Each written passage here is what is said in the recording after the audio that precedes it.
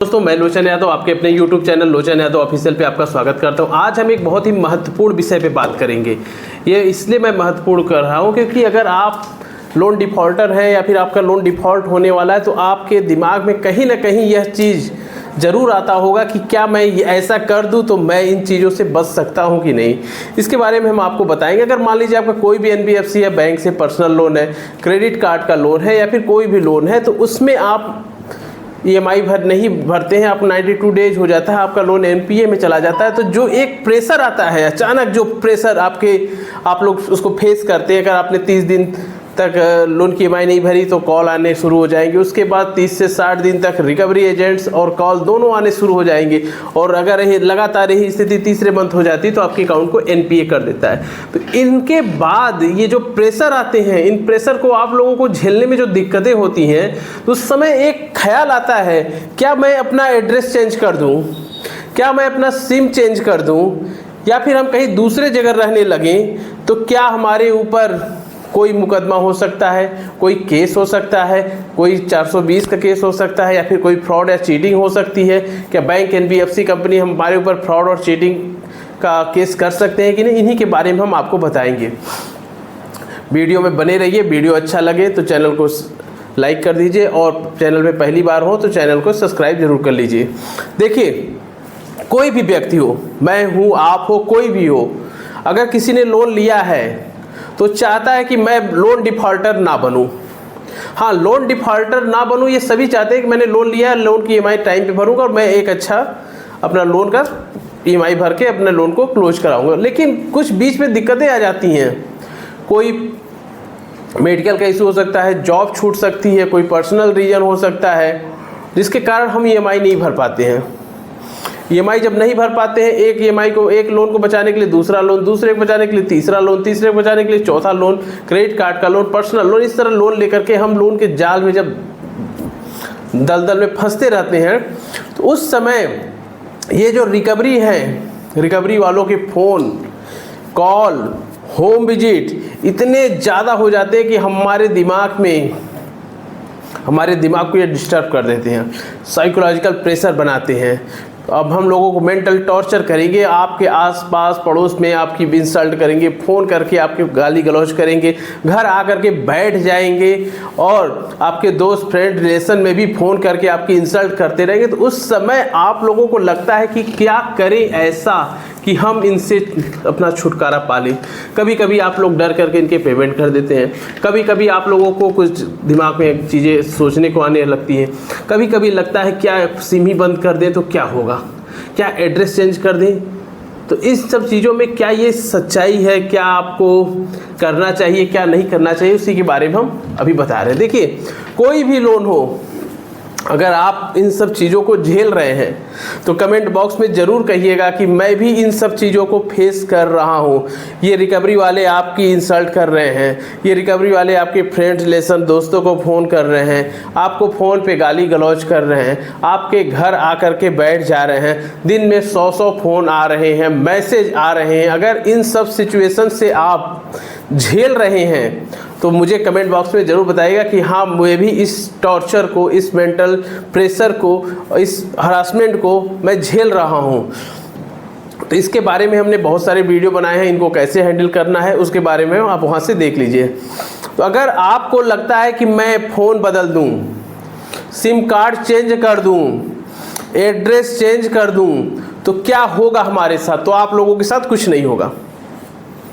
अगर आप अपना सिम बदल चेंज कर लीजिए, मोबाइल चेंज कर लीजिए, स्विच ऑफ करे रहिए, या फिर एड्रेस चेंज कर लीजिए, दूसरे जगह रहने लगी, उस शहर से दूसरे शहर में चले जाइए, तो आपका कुछ भी नहीं होगा। ये रिकवरी वाले अगर कहते हैं आपके ऊपर केस हो जाएगा, आपके ऊपर फ्रॉड हो जाएगा, चीटिंग का केस होगा, तो ऐसा कुछ भी नहीं होगा। क्यों नहीं होगा?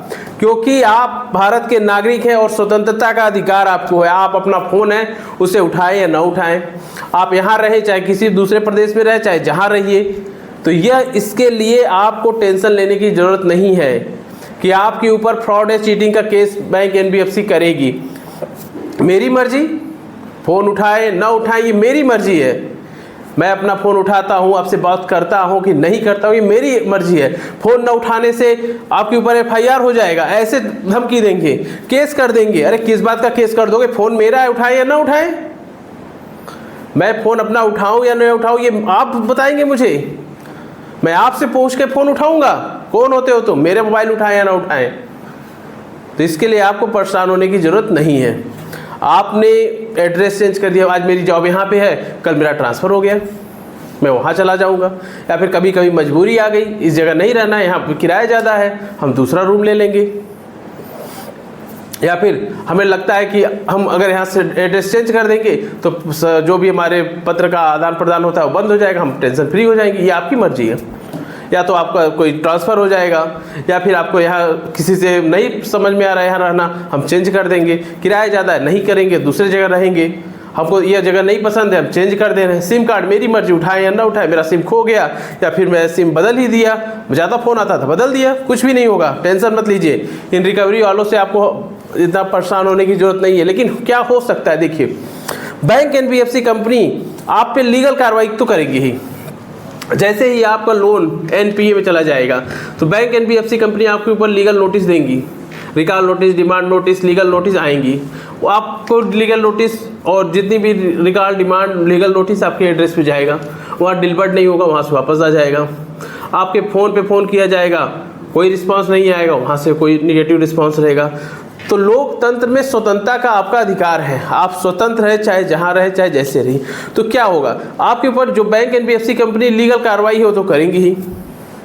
नोटिस भेजेंगी, नोटिस का जवाब नहीं आएगा तो उसके बाद आपके ऊपर अगर चेक दिए तो चेक बाउंस का केस कर देंगी। ECS रहेगा तो ECS का केस करेंगी।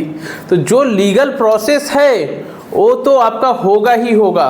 अगर मान लीजिए कोर्ट केस में हो गया, आपके ऊपर केस हो गया, वारंट आ गया, आपने पहले NBW फिर BW, तो जो प्रोसेस है, इन सब प्रोसेस को होने में, आपको भगौड़ा घोषित होने में कम से कम 4 से 5 साल भी लग जाएंगे। यानी आपने एड्रेस चेंज कर दिया, नोटिस जा रही है, वहाँ कोई रिसीव नहीं कर रहा है, नोटिस रिसीव नहीं कर रहा है, उसके बाद आपके चेक दिए हैं, चेक बाउंस का केस हो गया, आपका ECS है, ECS लगाया है, उसका केस हो गया, आपके ऊपर सम्मन आया, आप कोई नहीं रिसीव किया, पहले NBW फिर BW, तो इस सब होने में आपको जो समय लगते हैं 4 से 5 साल वो लग जाएंगे। तो ऐसी स्थितियों में आपके पास, अगर मान लीजिए आज स्थिति नहीं सही थी, 2-4 साल में आपकी स्थिति सही हो गई, तो आप बैंक को बात करके अपने पैसे रिटर्न भी करा सकते हैं, अपने लोन को क्लोज भी करा सकते हैं।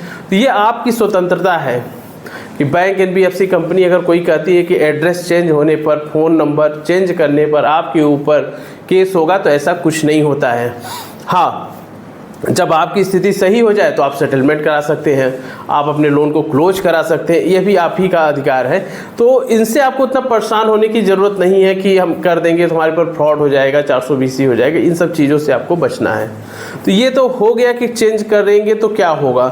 लेकिन मैं बार बार आपसे कहता हूँ, अगर आपके पास पैसे हैं तो इनके पैसे दे दीजिए, नहीं हैं तो कोई बात नहीं है, जब पैसे हो जाएं तो इनके पैसे दे दीजिए।